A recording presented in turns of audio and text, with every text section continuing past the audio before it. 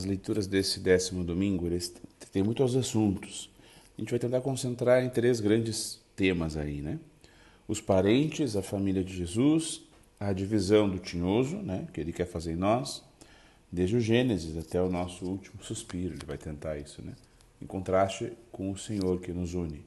E, em terceiro lugar, esse pecado que não pode ser perdoado. Muito bem, a família, então, de Jesus. Lá na criação, o Senhor tinha um plano para a sua família, que Jesus retoma no final do Evangelho. Quem faz a vontade de Deus, esse é meu irmão, minha irmã, minha mãe. Você vê que logo no começo, né, a gente não deu conta de fazer isso. Foi culpa da serpente, ou coisa feia? Não, não foi. Ele tem parte na culpa, com certeza, mas ele não é o culpado. Porque o capiroto ele não tem poder sobre nós absoluto. Ele é como um cachorro amarrado. Ele só pode latir, ou então, no máximo, fazer uma cara de coitado para nos atrair até ele. Mas ele só vai nos morder se a gente chegar bem pertinho dele. Ele tenta, o tentador, mas quem decide somos nós. Nós tomamos a decisão. Como foi com Adão e Eva. Eles decidiram comer, decidiram pecar, decidiram não fazer a vontade de Deus. Então, como ser mesmo da família de Deus? Sendo batizado? Bem, sim e não. O que Jesus quer dizer, né, é que não basta sermos nem do mesmo sangue de Jesus, nem ser batizado. É preciso viver a fé em obras concretas.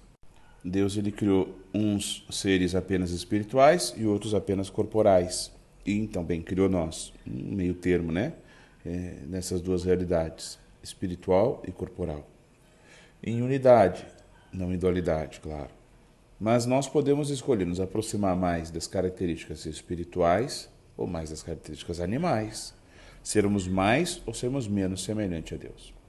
No fundo, o pecado é pecado, especialmente pela raiz dele, não tanto pelo que se cometeu. Por exemplo, explico.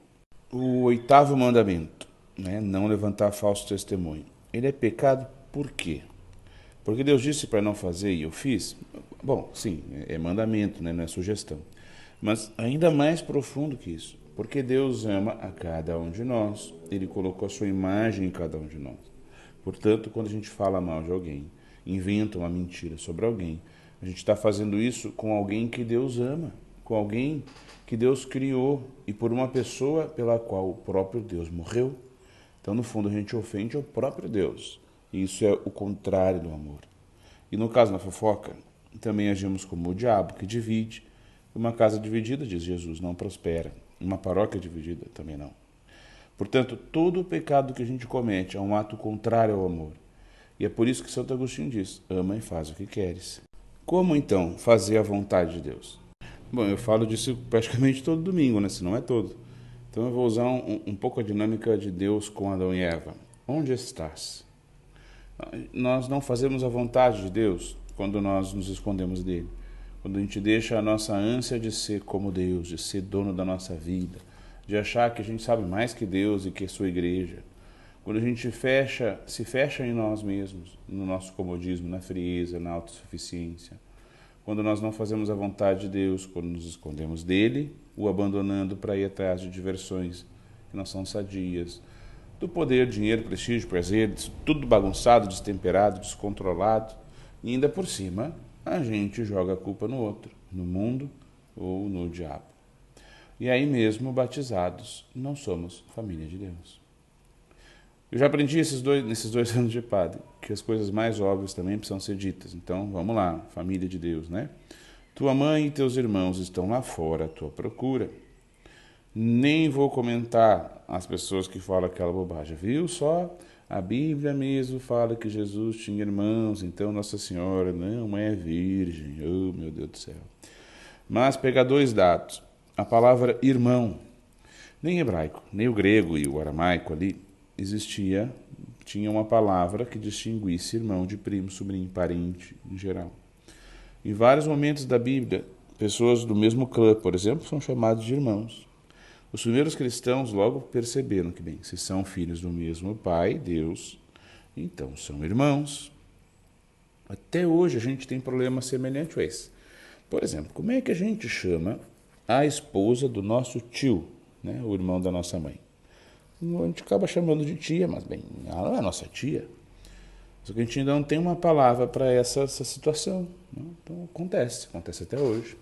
Segunda coisa, não encontramos nenhuma vez nos evangelhos alguém que seja chamado assim, por exemplo, o fulano, filho de Maria, esposa de José, o carpinteiro. Não tem, só Jesus é chamado assim. Mas, por exemplo, temos Tiago Menor, chamado Tiago Menor, filho da outra Maria, mulher de Cleofas. Né? Então, bem, sabemos quem é o pai e quem é a mãe do Tiago Menor. Então, resumindo, é só deixar que o tico e o teco aí na cabeça conversem entre si. Bem, sobre o pecado contra o Espírito Santo, que não vai ser perdoado, recorremos a Santo Agostinho. Diz ele assim: essa é a impenitência contra a qual clamam em uníssono o pregoeiro e o juiz, dizendo: convertei-vos, porque está próximo o reino de Deus. Essa empedernida impenitência é a que não tem perdão, nem nessa vida nem na outra, pois a penitência alcança o perdão nessa vida, válida para a futura. Ou seja, essa recusa obstinada, né, invencível, em reconhecer a Deus e a sua vontade, o seu ensinamento, definir o bem como o mal, que aliás foi o que fizeram esses mestres da lei, né? Disseram que Jesus que fazia o bem, fazia isso por Beelzebul, que é mal. Enfim, resistia à salvação, não vivia os mandamentos, a fé, as suas consequências. Deus quer que todos se salvem, mas não obriga à salvação. Ele abriu as portas do céu, nos ajuda a chegar lá, nos levanta quando a gente cai, mas não vai caminhar por nós. Santo Agostinho, Deus que te criou, sem ti não vai te salvar. Sem ti, precisamos querer, pedir, nos arrepender. Qualquer pecado vai ser perdoado se for pedido perdão. Nosso padroeiro, Deus está pronto, Vianney, Deus está pronto para perdoar, tanto quanto ou mais até que uma mãe pronta a tirar seu filho da fogueira, o que ele que pedir perdão. E olha, com o carinho que digo, me meto nessas verdades um pouco mais duras, né?